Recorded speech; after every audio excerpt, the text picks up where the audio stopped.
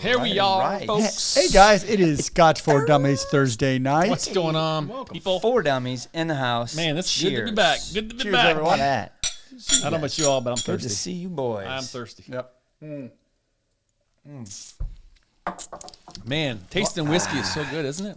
It is. You know, we should figure out how to do that, like decode it. How do you to taste decode whiskey? You know, I And wish somebody articulate the would've- flavors. I wish somebody would have told us 8 years ago when we started this. Yeah, no kidding. We're in Sean's basement saying, "Hey, look at this bottle. This looks good." That's what you call Let's try learning it." on the job. It's smooth. Yeah. It is smooth. And we were all using these big rocks glasses, you know, things with maybe a big ice stone in it, or like those little stainless steel cold things to help cool it down. You know, when I look back at what our experiences, some of the better memories are the B-rated movies we were watching on your big screen TV. Back in the day, right? When there was no live shows, We all it had was just a dart scoring app on our phone so we could play cricket or 501. Remember that? Yep. I still Good want old to days. do the that. good old days. Yeah. But that's a good question, and it's a good topic, and it's something that I think is good for us to review where we are now 8 years later and actually talk about just what that means. What But does that mean? It's interesting because we see comments pretty much weekly, if not daily, of people that are just now getting into whiskey tasting in general, or something. You see something go by and you're like, oh, I've never had this before. This is my first time ever trying this. Or how do you get these flavor? How do you know how to taste these things? How about this? The comment of, I know this video is 3 years old, but I'm just now seeing it. This Every whiskey's really good. Yes. You're like, Yes, what? it is. Yep. Because there's a constant evolution of people coming in and out of whiskey, and I think we've seen that.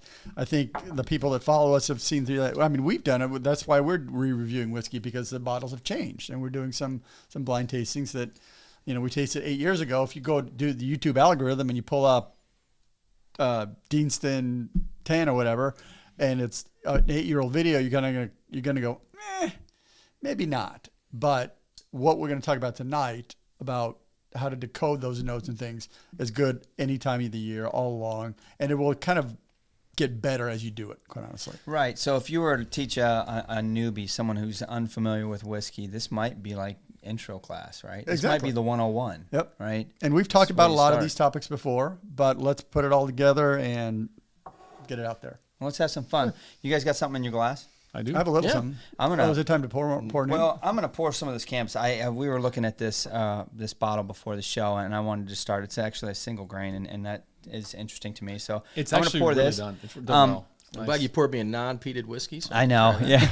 I totally screwed Sean. I'm like, hey, you want something before the show? And he's like, yeah. And I'm like, you probably don't want something peated because we're going to be tasting some stuff. And I grabbed an American single malt that completely and utterly spaced was peaty, because it's not like I know super anything about it. So he pours it, and he's like, yeah, this is peaty. So that's actually an interesting. Like extra peaty. It's funny, but it does tie in Was it well. really? Yeah. You need a new glass. No. You're gonna make it's it. fine. Right. It does tie in well to the conversation, though, because when you're going into a tasting, and I don't want to skip ahead here, but it is important to have a fresh palate, right? You don't want to destroy it. And so, to your point, having a peated whiskey is kind of You want some of that? setting yourself up for failure. Smells wonderful. Agreed. So we do have 10 things that we're going to talk about, sort of 10 steps. I don't want to say steps, because I don't know if you need to do them in order, right? But these are 10 Kind things that of. you probably need to You consider. do need to do them. You I kind think of need to kinda do them in order, I Okay. think. And then as we go through them, we're actually going to pour what we think is an average or below average whiskey, and what we think is an above average whiskey. We've not had either one of these. I think Sean's had one, the above average one. He brought it. But we're going to go through these steps, and we're going to talk our way through them and try to use the suggestions we're saying through the process, right? Is that do what we we're want to gonna go do? through the steps first and then bring out the new Yeah, whiskey? man. Let's talk it. Let's talk our way through this. Well, sitting in front of me is a bunch of different glasses. So one of the first things that you do when you're going to taste the whiskey and go through that process is you got to pick a glass. It's important. So in front of me, we have a wide range. Let me move my tag out of the way so we can look at them and go through them in detail.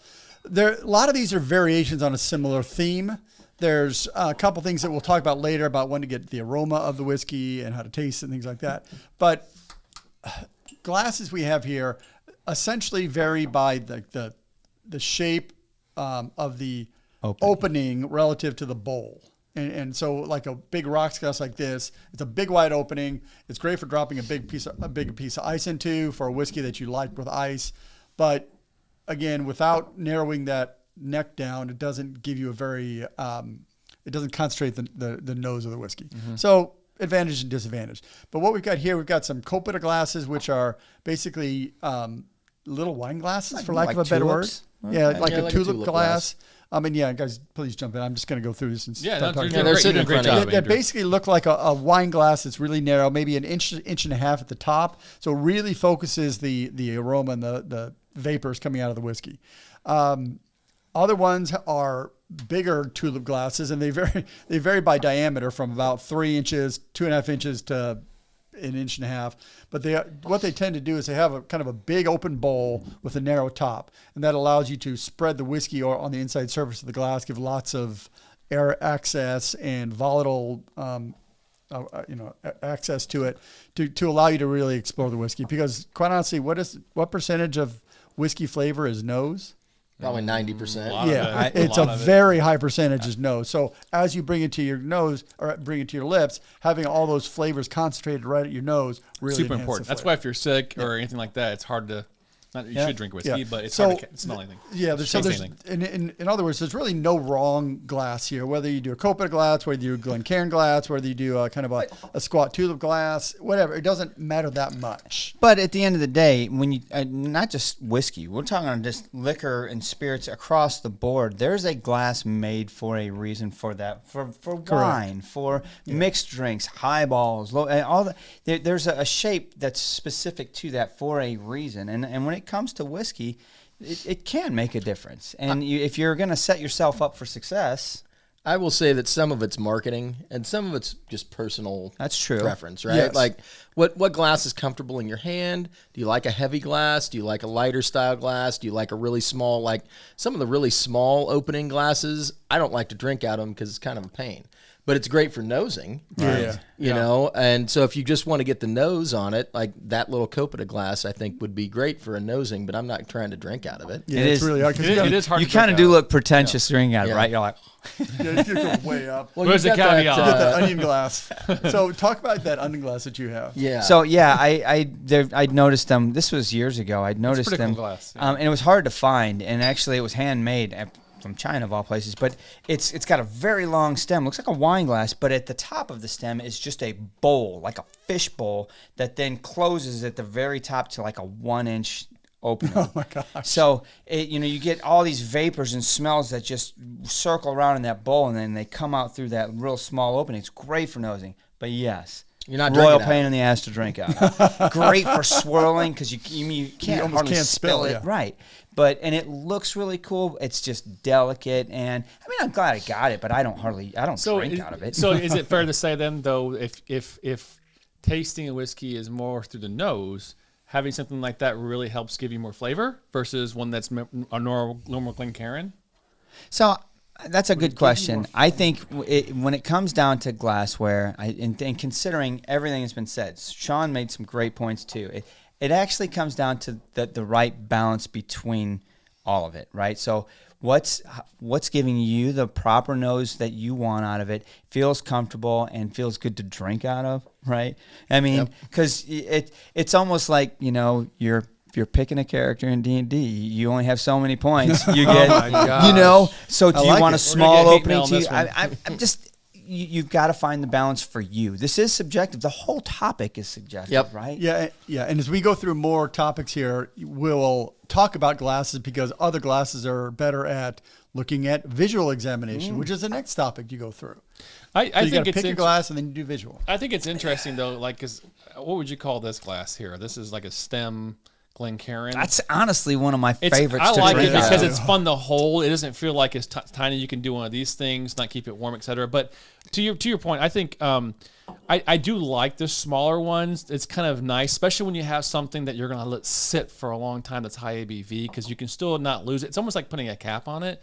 I prefer a little bit bigger diameter because I feel like I can really get in there. Or I can kind of back off a little bit and let it air out naturally versus having to force that. It really kind of is a funnel So it also depends on, I think, not only the amount of concentration of nosing, but also kind of your nosing technique. Like how sensitive is your nose? Are you kind of new to smelling whiskey? If you are, I would imagine a bigger glass would be easier because you don't want to be like completely, smashed in the face and overwhelmed. We've gone through all of them, though, guys. Yeah. I mean, think about what we started drinking out of. Yep. 8 years ago, what we were pouring in. And then, we've had some patrons and supporters send glasses. And I've had a love affair with a bunch of these different glasses. Yeah. Right. Yep. We had those at your place. And Taylor? So the other thing I like about the really small ones, and we'll wrap this topic up with this if I can. The really small Comparative glasses, they allow you to pour like a half ounce or a third of an ounce of whiskey and still be able to explore it. Because Right. it you don't have this big bowl that Right. there's not enough whiskey in there to really coat and look at. So that's as we For finish it up, tastings and stuff? the most popular whiskey, or should I say Scotch whiskey, glass is the Glencairn, I would say. Yeah. Though. Oh, I mean, yeah, absolutely. So, what's the shape of that? It's basically the tulip with a little bit of a more bulbous bowl at the bottom, right? Yeah. But and it's probably the and most a heavy common. glass base. Yeah, it does have a heavy base on it. But I mean, that's kind of the go-to for me because it's easy and it's available. But I tell you what, on this topic, to wrap it up, guys, how do you feel when you're traveling? You go into Here we a go. hotel bar or local bar and you grab, you're like, yeah, you look at what they got, and the best they got up there is your Balvenie 12. And that's fine. Hey, man, I'm going to take that. That's good. All right, give me a Balvenie. And they come out, and it's this huge rocks glass, and you're like, man, you just ruined the whole experience for me. What are you doing, man? I mean, you're still going to drink it. Yeah, I drink it. I see pay that- for it, but it's just like, That was my experience at Edinburgh. So we were in we were at a hotel. It was in Newtown of Edinburgh, and I take my son across the street to this little basement bar that has this amazing whiskey selection, and we asked for a Balvenie 14, and I don't even remember what I got, but they came out in these huge rock glasses, and I asked for it neat with water on the side. In Scotland? In Scotland, and they brought this huge rocks glass with the whiskey in it. I'm like, Well, I knew you're American. Maybe Well, yours are different. Here's what I will say. I was actually doing a tasting with a guy from France yesterday, and he's from France. He was tasting me on some wines, and he was bitching about the fact that if you go to Paris, depending on where you stay, there'll be like American, like crappy California wines on the wine list in Paris, because they're catering to the American audience. Yeah, that's fair. That's probably the same thing. Like they've probably gotten used to like American tourists coming over and being like, I don't understand what this glass is. I need some ice in here and like some Sprite. Do you have some Sprite I can put in this? Oh my Dr. gosh. Pepper. You know what I mean? You would think if I asked for it neat with water on the side, I knew what I was At doing. that point, you should have Maybe. pulled a Rick James on him and give him the 5 fingers. Whap! What are you doing? Is that all you got? Or just ask him where you need to go to get a decent glass of whiskey. That'll work too. That'd have been awesome. At least you don't have to pay for that one because they're kicking you out, right? That's fair. That's fair. Oh my God! All right, so topic. The first suggestion of how to decode is choose your glassware, Yep. right? So what's the second one? What's next in line? I think this one's a very it's an interesting point, but I'm not sure how serious it is. It's visual examination. Observe the color and clarity of the whiskey. And I think when you talk color, I think there's something to it when you look at it, especially if you know what was matured in, like a sherry cask, Well, as long as it was or listed- bourbon. Yeah, as long as it's listed as no color added. No color added specifically. Gotta But say that. how important is that, though? But I will say we had those 2 Macallan Classic cuts sitting here, and we all knew which one we wanted to try first. Yeah, right? oh, yeah. The darker one. the darker one. Right? That's a good point. And so, I mean, that was our visual examination. We took one look at those 2 whiskeys and picked the one that was darker. And the one that was lighter was actually better, I thought. you But- enjoyed it better, yeah. But just on a visual examination, which bottle am I going to grab?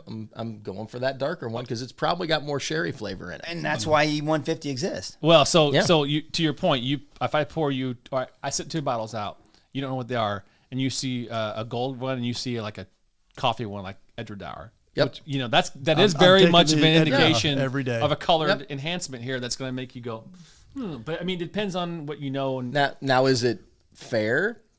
Maybe not. I mean, I've had like this whiskey that we're drinking right now is delicious, and it's more of a light gold color. pale straw or something like that. So, but I am looking at that. Is it cloudy? Is it old? Does it have? I mean, like really old bottles have been sitting around for a while. Is there some cork floating in that thing? Yeah, so it's not so much that you're looking at it visually for the tasting aspect of it. You're looking to try to understand what it might be and have some information, right? It gives you some additional information. Yeah. Sure. Well, with that being said, though, it says note that color can offer clues about casking types. To me, it can if you're educated on it, if you know what that means. But if you don't have the experience on maturations and what different casks can do to a color, that doesn't mean squat to you. It doesn't mean shit. 100%. But I mean, that's why you're watching us, right? Well, yeah, I hope so. But you know what? I would also contest that that may be one of the reasons. I don't think it's the reason, but one of the reasons why some distilleries will use colored bottles. Green bottles, right? Because they don't want to put coloring in. They want to be able to say it's natural color, but they don't want you to see that it's light and then be like, oh, this isn't any good because it's not. It's cheap whiskey. So they put it in a green bottle. You pour it and you're like, man, this shit was exquisite. Of course you're going to drink because you already bought it, right? Yeah, I mean, Ardbeg 10 is that perfect example. It's very light colored, but it's rich. Right. Well, so much. But you would think it was green. Yeah. So again, this one's a sherry cask finished whiskey. It doesn't look very sherry cask. It Right. does. I mean, it's got some color to it, but you're 30 automatically years. going to assume that it was a refill, probably third, maybe fourth refill sherry cask. So you're not going to get a whole lot of maybe sherry flavor out of that. It's just going to be, a little sprinkle. But but we're talking tonight. Our topic is decoding, right, and articulating the flavors. So the visual, to your point, then, Sean, is important to help with the base foundation of, okay, what am I getting into? Yeah, nose, great. Or first of all, glass. What's the glass I'm getting into? Okay, cool, I want this kind of glass. Then you're going to take a look at the color and say, okay, from what I understand, and most of us, I think it's fair to say that they're going to read the bottle. They're going to understand what the bottle is and say, okay, bourbon finish. Okay, yeah, I can see this is golden brown. Or sherry Oloroso or whatever. It's, dark. Or coffee, blah, blah, blah. I'm like, that doesn't look like coffee to me. This is gold. You know what I'm saying? So you do have some indication on when you're trying to taste something to give you some more clues. I think I would flip those two steps. I would look at this bottle and decide which it's glass? probably a lighter sherry. It's probably got some more subtle flavors and components to it. Maybe fair. I want to get a Smaller Comparative glass or something and really get into the nose and try and get to the delicate aspects of that. Yeah. It's funny you say that. I honestly do it that way on a regular basis throughout the week. If I'm going to pour something, I will the glass I grab. I got a ton of glasses on the shelf, and sometimes I got a really, really small. It's almost like a shot glass, but it's shaped. It's like one of those old times. And when I have that glass in my hand, I'm like, all right, what whiskey am I going to put in this? And based on the glass I drew, that determines what whiskey I'm going to put in because it's going to affect it. I'm like, this is going to be. I can throw this in here, or I don't. It does play a part in the process. Okay. That's fair. ABV too, right? I guess a little bit, but so I mean, to Sean's point, visual examination of the color definitely plays a bias in your mind. You see it and you have either a draw to it or an aversion to it, one or the other. And so you have to take that into consideration. And please, if you're doing this and you don't know what you're doing, read the label to see if they've added color because. Yeah. That's tricky shit. Your primary information is going to come from the bottle. So read the bottle. There's actually something else we forgot to talk about visually. Viscosity. That's step 3 is swirling it. Yep. So you swirl out the whiskey because you can see then you can see legs running down. What are legs? I love them. Streaks. I need them. Basically on the glass. Differences in thickness of the liquid as it runs down the side of the glass, and so it'll look like a teardrop or a coating. a line of whiskey running down the wall. So is the whiskey running down the glass fast or slow? Yeah. So there's the speed that it runs down the side, and then what it does because it's a liquid that likes to be together. It tends to kind of move together into like lines, rivulets as it runs down the side of the glass.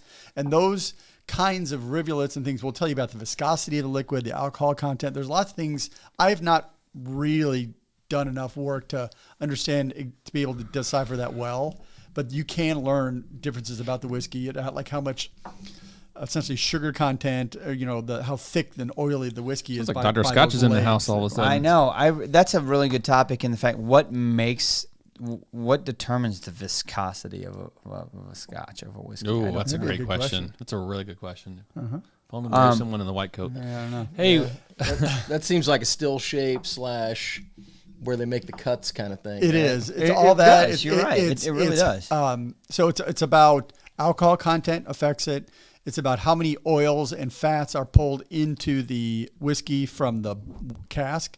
How many fats and oils are pulled over in the distillate. How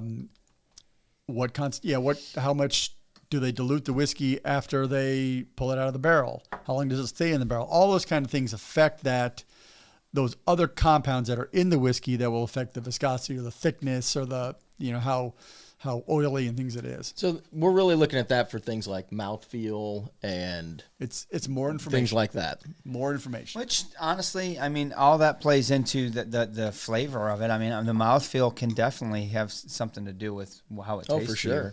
And Yeah, the lingering factors of the finish and things Absolutely. like that as well. See that, and that's the thing we're going into here is any one of these topics by itself doesn't tell you about the whiskey.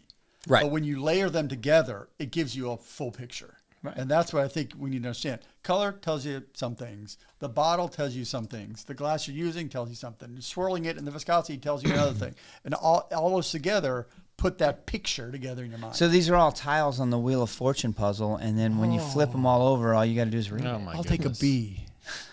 The letter B. No, it's horrible. Yeah, we actually get a lot of crap sometimes about, they'll see Sean do this or one of these things, or one of us will swirl it. Whatever. Why are you swirling whiskey? It's like, well, we're not really swirling it for like wine to get flavors. We're really mostly trying to coat the glass and look at the legs and get it some justice. That's Give it a little O2. I want to get some oxygen in there. I want to air and it this takes thing it to out a little bit. to the next topic number.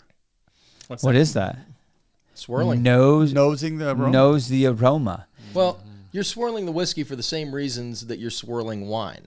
You Exactly. are. You're Opening. getting Agitating? You're agitating it to get more of a nose on your alcohol. You're introducing oxygen into it to change Open it up. Yeah, to open it up Yeah. and change the whiskey.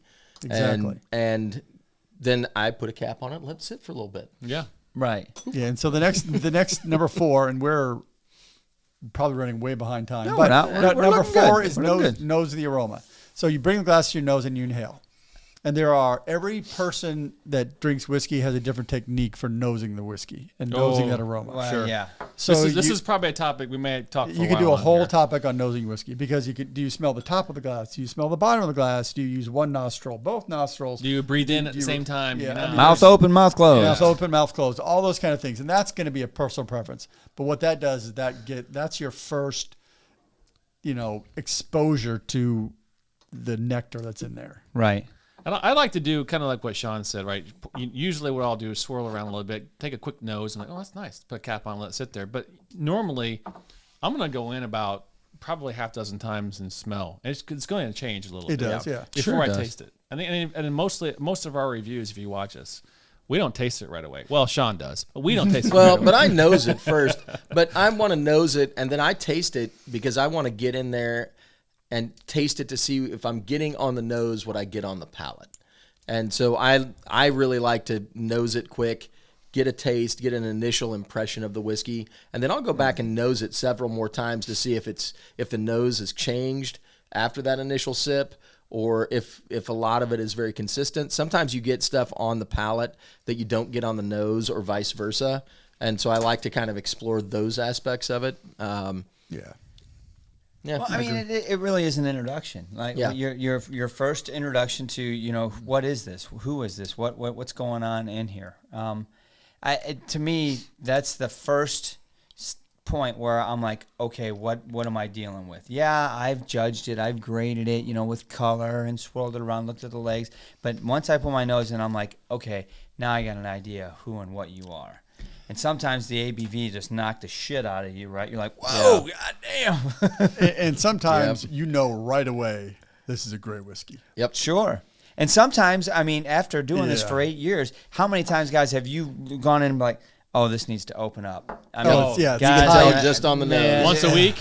right? If I put a drop or two on, this is going to be great. Which I want to say, all of these steps need to be repeated once you've added Oh, water, yeah. or Yeah. well, actually up to 8, because 9 is add water. But these things you repeat these over and over, and I repeat these over and over with a whiskey I've had 1,000 times. Well, I and still almost approach a it little bit every time I drink right. that You same approach glass. it. You- Yeah. So we're just now beginning to get into probably the foundation of actually smelling and tasting what we're gonna have here. Right now we're leading up to that point, right? 'Cause most Right. people are like, oh, I can't wait to try this, and they rush into things. Like, you need to kind of figure out your plan and go through this, and that's Yeah. You don't want to just go and drink it and go, that's great. Yeah. Take your time with it. Let it sit there, like Sean said.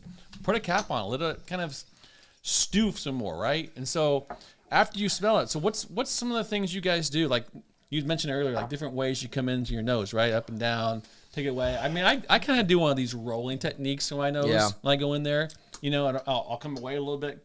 I'll even do a little side thing sometimes where I come out sideways, agitate it some more, come in there, and let it sit some more. I think sometimes the whiskey plays a decisive role in how I nose it. Because if it's like kind of strong and in your face, I'll be real gentle about like how hard you breathe in. But if Yeah. it's like a really light grain whiskey and you've got to really take a big, Right. draw through your nose to like get all of the scents in and like really evaluate it, because it's just light or floral or whatever, it changes. Like the way I nose the whiskey changes based Right. on that stuff. There's every now and again I'll use a technique where right as I'm going up to nose it, I actually blow in the glass from my mouth to push air in to throw the vapors up in my nose. So Oh, that's some serious I just technique. puff. I puff into the glass, Puff, give. swirl it. and it literally it basically swirls the vapor and. Yeah, I heard it. Yeah. But, sometimes if it's real delicate, you got to go in there and snort it like Uma Thurman in Pulp Fiction when she's hitting that heroin, you know what I mean? Yeah. You just Yeah. got to really get in there and That's get all. after that We've shit. Then we had- hit you and with we've the had a needle few- and get you going God damn. Is that what she says? right before she hits the floor. Give me the needle. Right. Yeah, sometimes you do get some really, like, I would say the really low ABVs that are especially just bourbon influences. Those are the ones you get in there and go, oh God, I gotta really stick my nose Right, in there you gotta far dive in. get some information. And then sometimes you're like you said, you're like, woo, that is hot. I need to air it out some more because you'll burn your nose up. Cask strength stuff or Yeah. heavily And- peated. So take your time and try to figure out that first, get past ABV or not. But really, nosing is kind of just, what's your first sensation? What's your first impressions? And this is where we get to the point where we're like, we'll give you some techniques. And I think this is probably the most important part of all this stuff, especially with palate and nosing, is it's up to you to get what you think out of this. Right? What's initially coming to mind?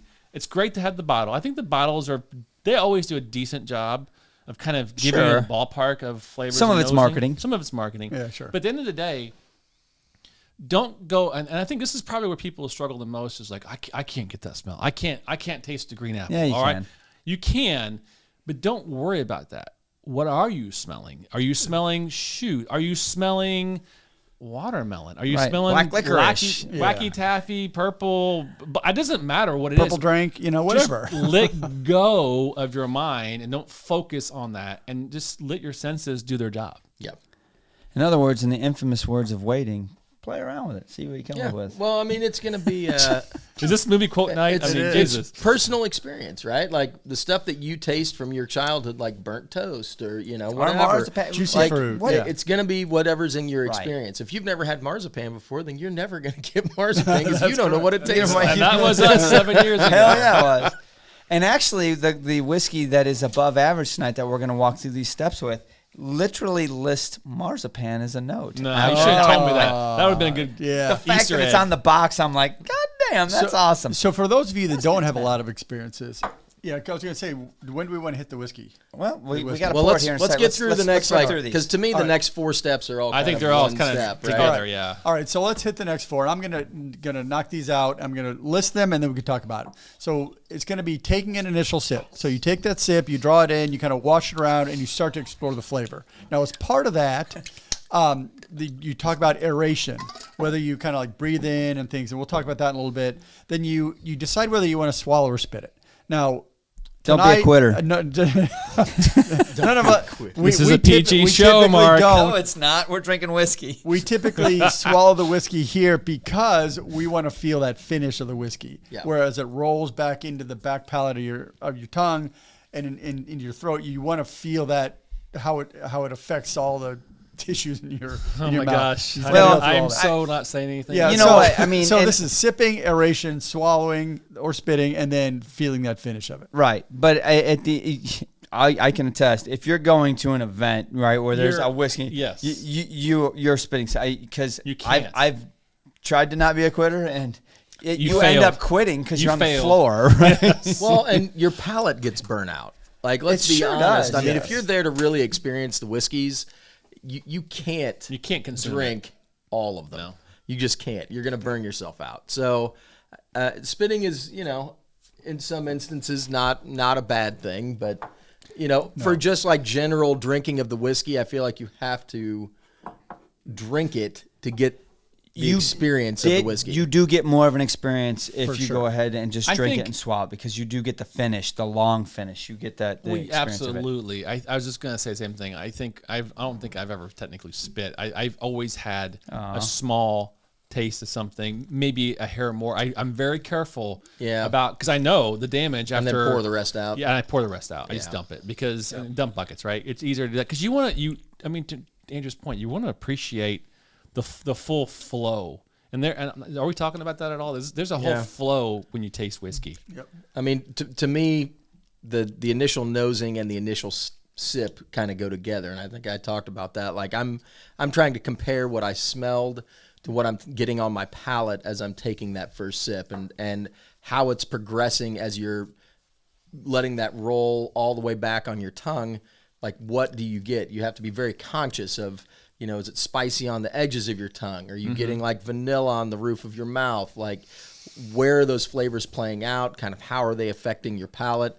And as you swallow, does it linger? Does the flavors change as it just kind of sits there and you're hanging out for a little bit, or is it gone in an instant? Is it and it's disjointed, done? or does it go together? Yeah. And don't You be know? afraid to go back to the nose Yeah. and go back like, Well, okay, what was that? Did I smell it here? You absolutely should. See, all of that sip and the final nose, and all, that's all it has to do with that aeration portion, where you breathe in and you breathe out, and you look them up online, the different techniques of aspirating the whiskey to bring air through it to allow those flavors to run up into your nasal cavity to get more of those aromas out of them. So taking that sip, I agree with Sean on this. You nose it, you take a sip, and then you nose it again, and it's different. Yes. Because you've breathed in and you've you've drawn them in and out, the whole sensory palate in your head kind of starts to work together, and that gives you a better representation of the whiskey. Absolutely. And at that point, I've already made up my mind how I'm going to treat the glass. Because in my mind, after that first nose, first drink of it and finish, sometimes I'm like, all right, this thing is delicate as hell. I've got to slow down. I've got to pay attention to this. Or, holy balls, this thing's coming in with a punch. I need to let this thing take some time. I mean, I'm letting the whiskey dictate to me how I should treat it, what I should do with it. I mean, that's really what I'm doing. Yep. So then once we get through that initial sip, then we're going to the water stage. Yes. And to me, I let kind of how the initial tasting went kind of guide that water stage. So it's light and delicate. Yeah. Sure. Maybe just one drop of water and see how it changes the whiskey, Sure. because it's really seeing what that water does to change the whiskey. Does it bring out different flavors? Does it change the finish? And there's whiskeys that we've had that we thought weren't going to be improved by water that were. And so I think it's advantageous to try it and see what you get. Always good to try. And then there's some bigger cast strength whiskeys or peated stuff that I'm like, probably needs like half an ounce of water. Right, in a there. teaspoon, And then right. and then you need to let it sit. You need to swirl it in the glass a little bit and then let it sit so that the water can kind of settle in with the whiskey and kind of let it do its magic. Yeah, so the magic of that water is really important, because if you know anything about the chemical compounds that are in whiskey, which I know a little bit about, what it does is certain compounds are allowed to vaporize when you add increased water content. And so by adding that water, more things are accessible to your palate, because your palate isn't designed to taste alcohol. It's designed to taste oils and fats and liquids and waters. So as you add water to that, it allows more flavor components to your palate and allows more flavor components to open up into the nose. And there's a reason why they water down whiskey for competitions. Yes. I mean, it allows to like you to what, explore them 30% more. or something? it's like 28. 20. Yeah, it's Yeah. in the 20s. It's for low. sure. Wow.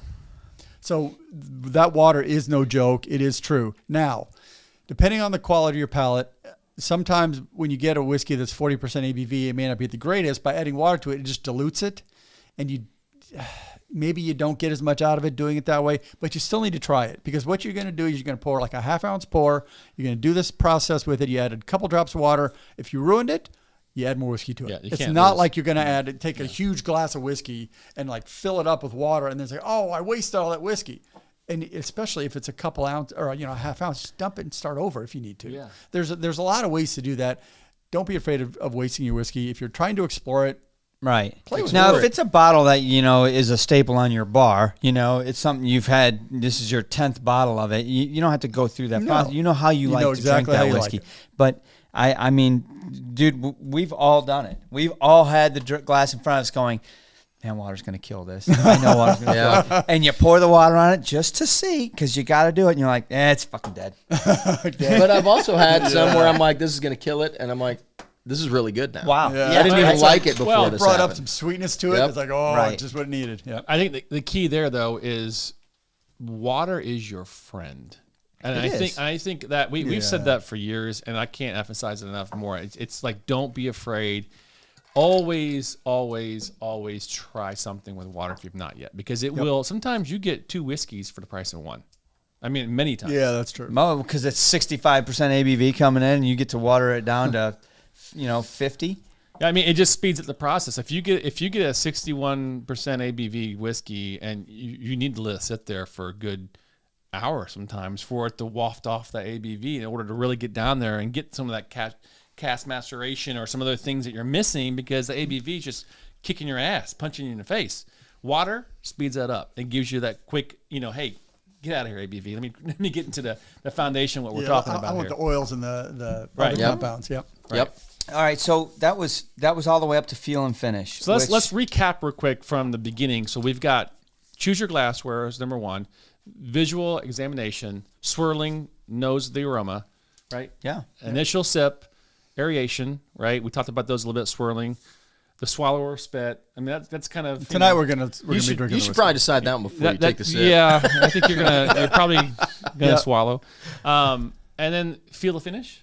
Feel the finish. Let it roll over your tongue. And so one of you mentioned it before. It's flavor components, but it's also feel. Does it tingle? Does it burn? Does it? Is it cloying? Yeah. Is it oily? Does it feel sweet? Does it feel? Yeah, just like you're yeah. drinking syrup. All that kind of stuff. That mouth feel is important. And again, it's one more layer. You've seen the color. You've nosed it. You take the initial sip. Then you have the finish, and all that creates a palate of a whiskey. Sometimes the finish is literally seconds and it's gone. Sometimes you can take a sip of whiskey and 5 minutes later you still have it on your No, palate. it's You're like, crazy. good God, this is a long drink, and that's awesome. But what were you looking for? Was that Yeah, what exactly. you wanted that Yeah. night? Right now, I don't know. Yeah, it's one of those things too where it just evolves. You have to be patient with it. Sometimes And it will water evolve. will affect it all. Yep. Yeah. Yeah.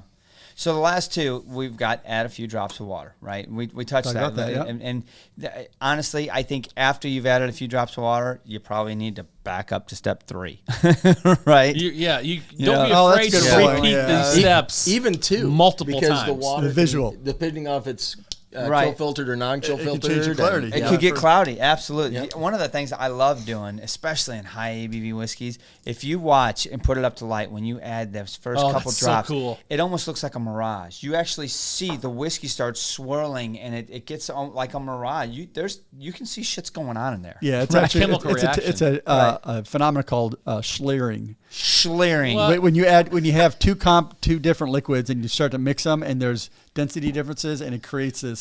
Yeah, it's a like it. swirly Schleering effect. Dr. Scotch is in the house I right get now. excited right now. He's like, Schleering.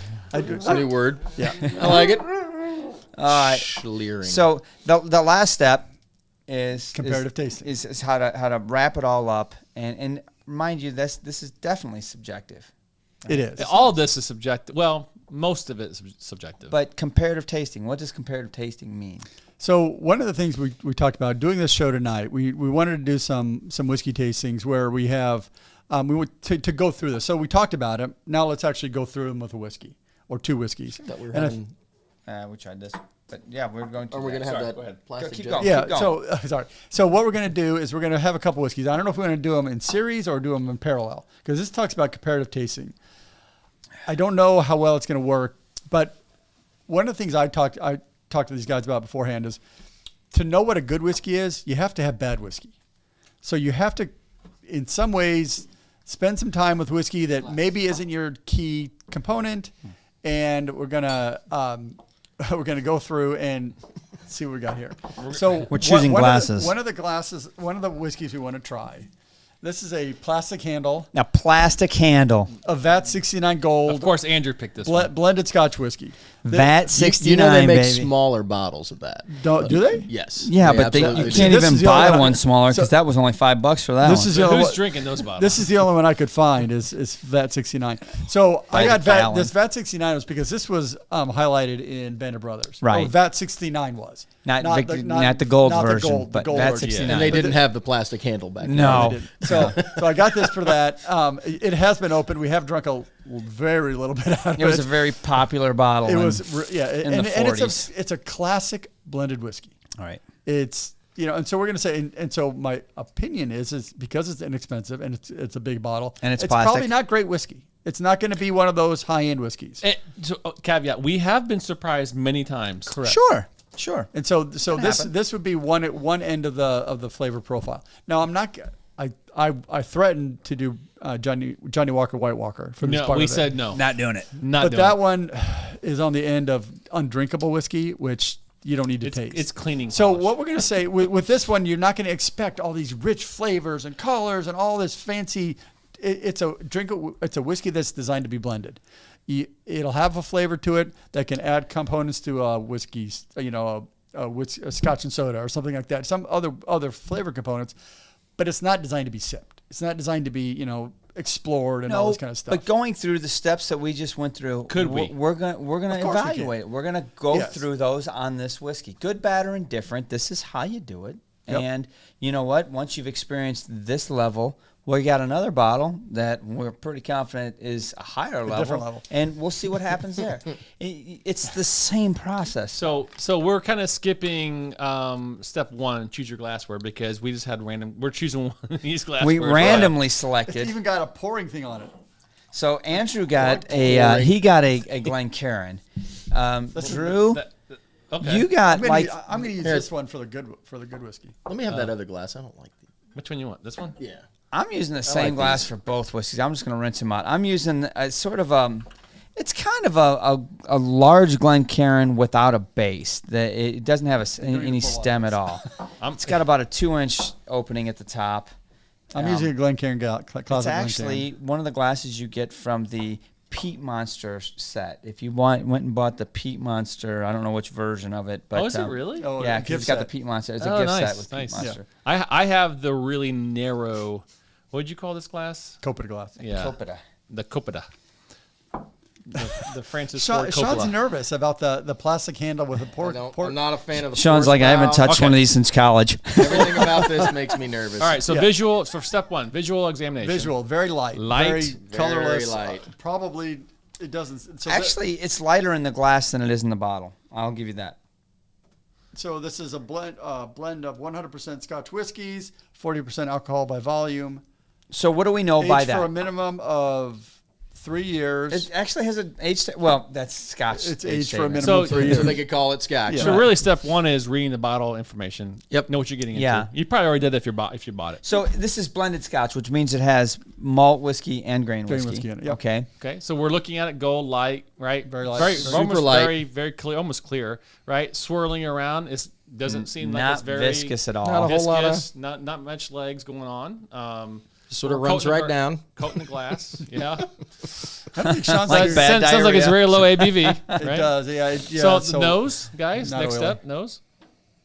Oh, it smells like turpentine. No, No, it's it not smells that like bad. it smells like young whiskey, young I'm grain. gonna go with Drew's opinion on that one. It's got a a very Paint thinner. medicinal cleaning solution quality nose here.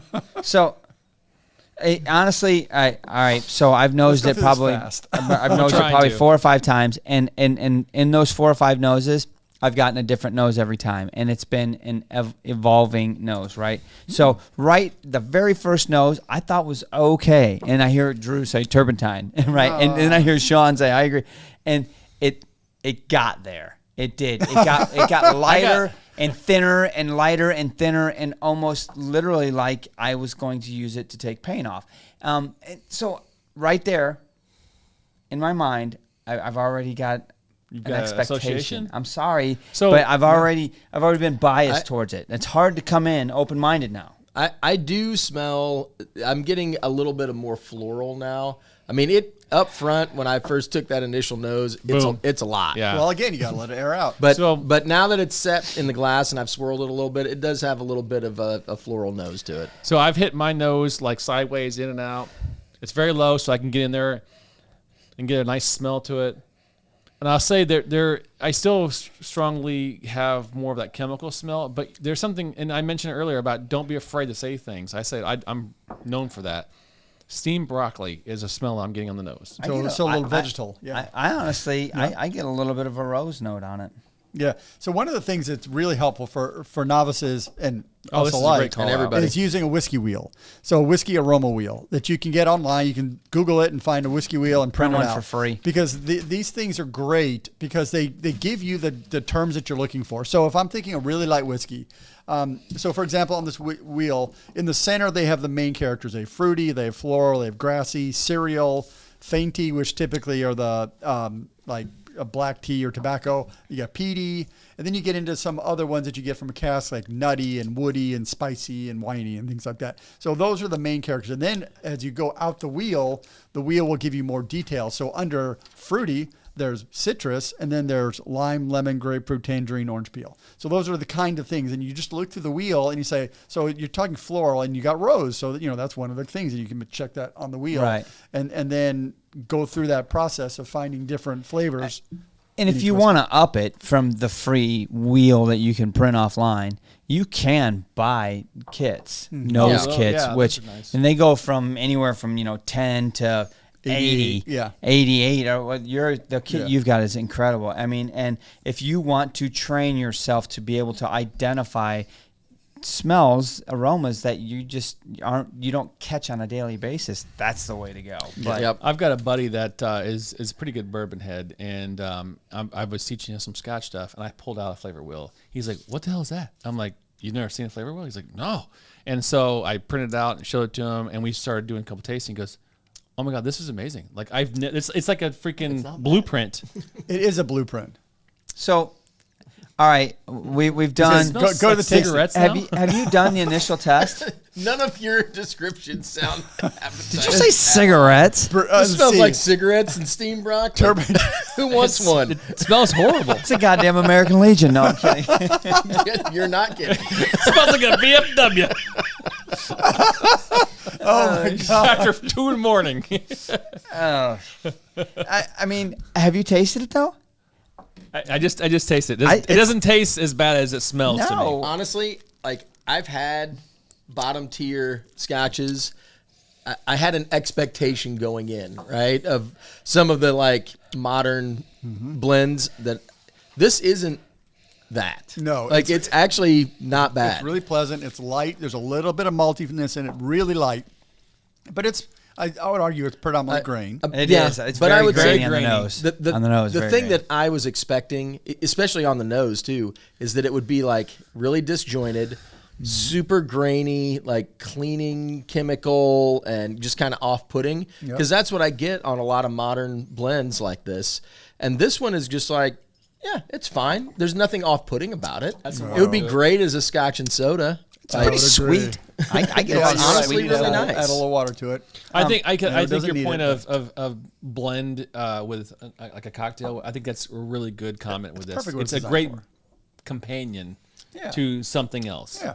I think the only thing I'm really getting is that the nose is not pleasant to me, but the palate's not horrible. But if I was to describe anything in the palate, I would just say golden honey. I get honey and I get a citrus note to it, like a lime or something like that. Yeah, I'm following our steps. I add some water. I'm still going back through the swirling, the nosing again, everything else, aeration. Does not have a long finish. It's very short. It's crisp. But it doesn't really. Now, how much was this bottle, you think? 10, 15 bucks? Probably $25 for a 175. That's a lot of whiskey for. It is a lot of whiskey, and again, it's designed to be a mixer. It's not designed for fancy whiskey tastings. Yeah, water does not help it at all. It's not bad. No, but it doesn't hurt it. I think it hurts it a lot. Drew will not be having one. No, that's fine. I am done with my glass. That's fine. It's very bland, and I would think the biggest thing here is it's not sippable. I would blend it with something. Sure, but that's great. But that wasn't the point. The point was going through the process and getting to there, right? Exactly. And you walked. We walked all the way through this, and we talked every point, what we got, why we did this, what we were getting out of it, the surprises. I mean, and you're gonna get surprised. How many times you get surprised one way or the other? Sometimes you get surprised for the better, and you're like, "Hot damn, man, that shit's really good." Yep. And then sometimes you're like, "Oh man, this fell apart." For real. And I'm pissed I paid that much money for it. I kind of wonder what it was like in the 40s because the blend was different. I bet it was actually pretty good. Well, we've proven that with some of the older 80s blends. I mean, honestly, back in the 80s, when blends were the shit, Yep. They're really good. They were putting all those good single malts into blends because single malts weren't a thing. No, exactly. They're putting older whiskey in to get their blends to taste better. Right. Yeah. So do we now have a good one? We do have a good one. We've got a better one. Let's wrap this one up. Yeah. I don't know because I've never had it. Sean has had it. I had a small sip because I was curious about how it was cask. All So right. So this let's talk one- this one. Is an Inchmurin Madeira wood finish. So it's a non-age statement, but it's an interesting finish, which is, I think, why it was purchased. Now, if I read the bottle and the box, right, we start there. There's all kinds of really interesting notes from our perspective, right? Some of them really catch me off guard, and I laugh when I see peach, I see pear, I see marzipan and nutmeg, right? And I'm like, wow, 8 years ago, I didn't know what the fuck marzipan was. And I Those are actually all questioned on the Sean flavor as if he was just making up a word. And then he literally bought And he a box literally- of marzipan, a big block The of it, and next said, week. "Here, have this." I'm like, oh, yeah, what? that is Well, you gotta no. try it. You gotta know what you're getting into. Now I know what that is. But so this is a cool bottle because of its notes.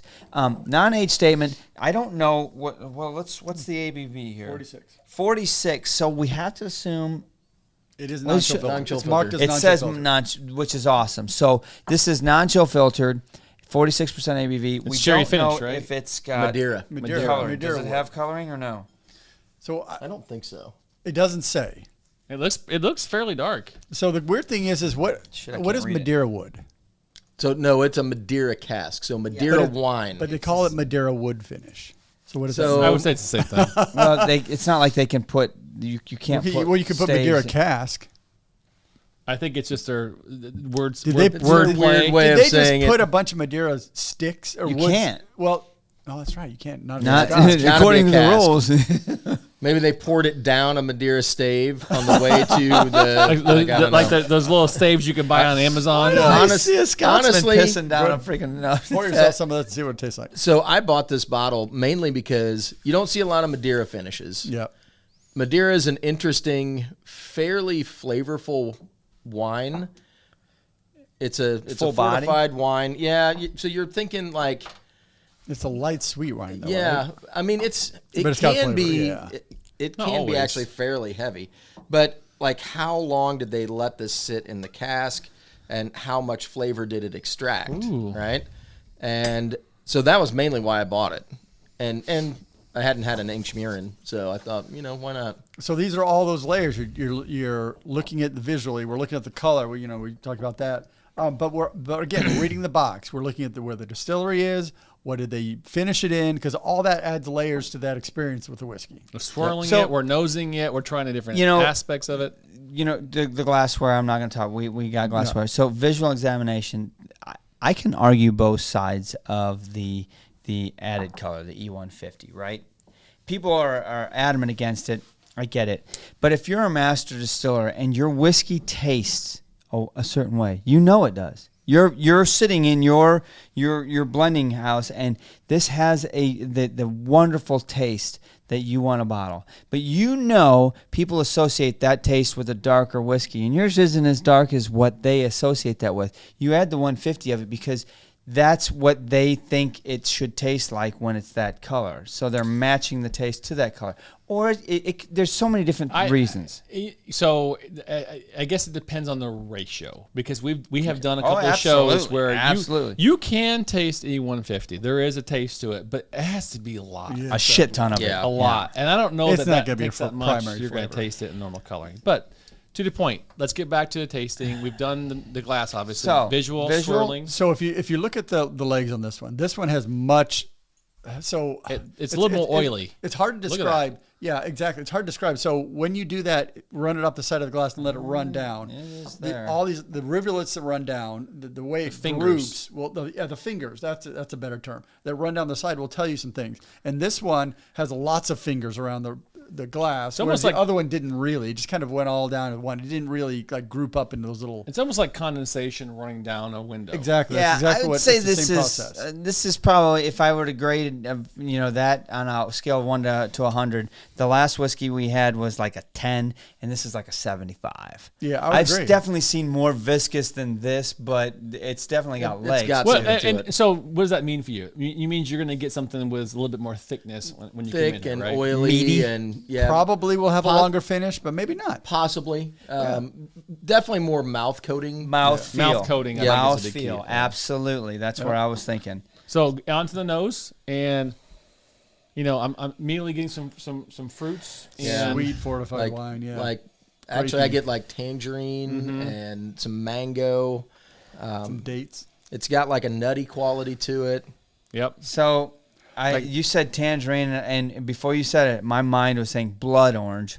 Blood orange is not bad. I could see that. Pistachio nuts. So we're hitting that citrus wheel very strongly here. Yeah. Right. Yeah. So there we are on the wheel, and I think we're all pretty much dialed into that section of the wheel. We are. Yep. Yeah.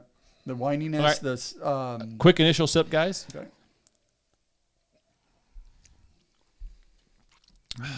Oh, that's lovely. Oh, wow. So it's medium finish, decent. Ooh, actually longer finish. There's a little ABV burn on it. I mean, it hits a little hotter than I was expecting. What's the ABV? Like 46. I say it's not too high. It's not high. It's very, very approachable. So this is changing a lot as you let it finish wonderful. and let it roll back. I gotta be honest, man. To me, the finish matches my nose really well. Yeah. It's connected. And I'm not saying it's good or bad. You mean the palate in general? So my nose and then the early finish. So what I smelt and what I got on the early finish are damn near identical. I mean, it's literally what similar. I taste is what I expected from the nose. Mm-hmm. And sometimes they're not that way. And that's what we mean by disjointed a lot of times, right? Sometimes, let's say you have 6 flavors you're going to mix together.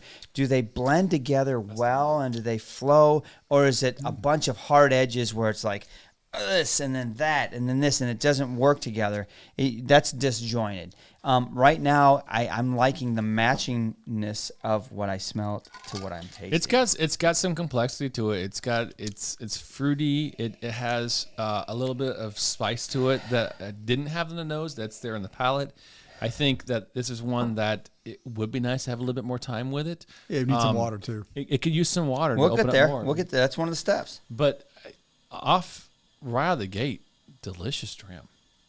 Yeah, so I'm getting with the palate. I'm getting more of the cereal, kind of the biscuit note in it, the maltiness coming through.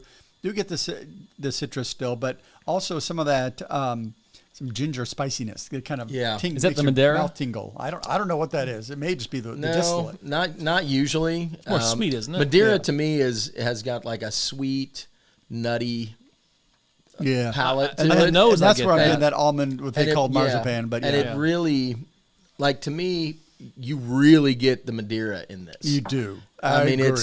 it's very prominent. The question, and this isn't part of the steps, guys. I'm just asking from this whiskey.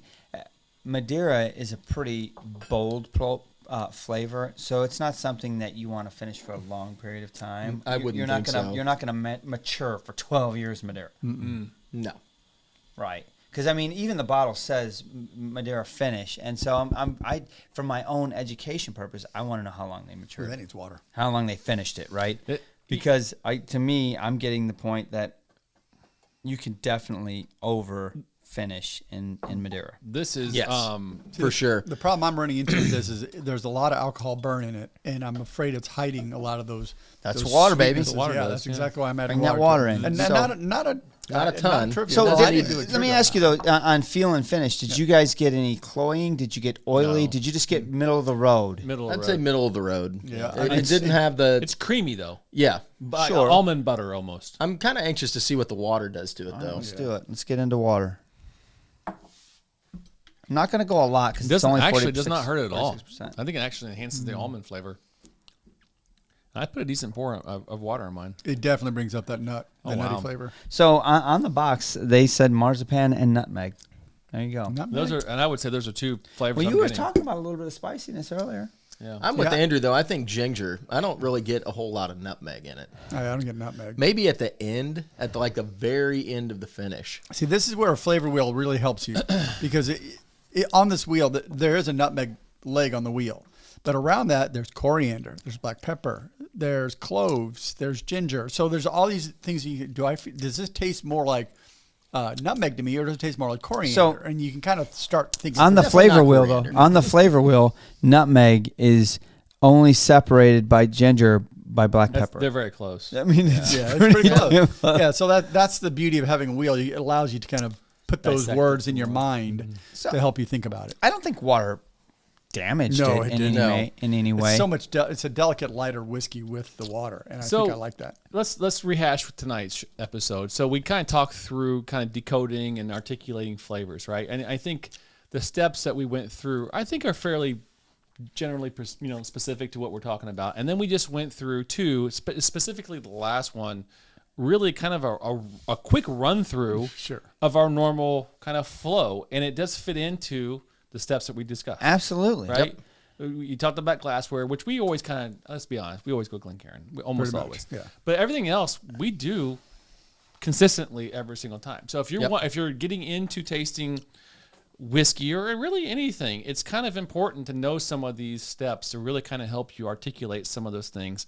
And at the end of the day, I think it's all subjective, but don't be afraid to just have some wisdom looking at the bottles and having an idea, but don't be afraid to call out things or let your mind kind of come to its own conclusion. Yep. Well, one thing, and I don't even know, it wasn't mentioned in here, and it's probably not part of this, and I don't know if you have the ability listening to this or not, but if you do this with a friend. Do this with a couple friends. That's a good point. You will be amazed at how much further the collective can get than by yourself, because you will be exposed to words and flavors or descriptions of flavors that you knew and have that you've never heard described that way. It brings things out, man. It's so much more fun. And you can get so much further. But these are really the steps. You need to take these things into consideration, and you'll get to a point where you don't think about them. You just do them. It becomes a habit. And it becomes a normality. After right? a couple After- hundred reviews, we tend to Right, do them by you just nature. do We that. don't even think about it anymore. It just happens. Really? So. Well, guys, we're towards the end of the show. I did ask Tom to ask some questions. I don't see anything out there from our live viewers watching this right now. But, however, if you're listening to us on podcast or watching us on YouTube on the replay, get some questions, comments, post it below and send us an email at scotchfordummies@gmail.com. We're happy to answer it for you. Yep. Absolutely. Yeah, I mean, if you've got questions, throw them our way. We'd love to address them and get them answered. But fun show, guys. Interesting topic, and we need to continue to dive into some of these topics to open those eyes out there that aren't open. We're going to do Hopefully it helped. There you go. Yep. There we go. All right. Cheers, man. That was fun. Yep. Give me some more of that. Yeah. Lunch. Give me some more. 3, 2, 1.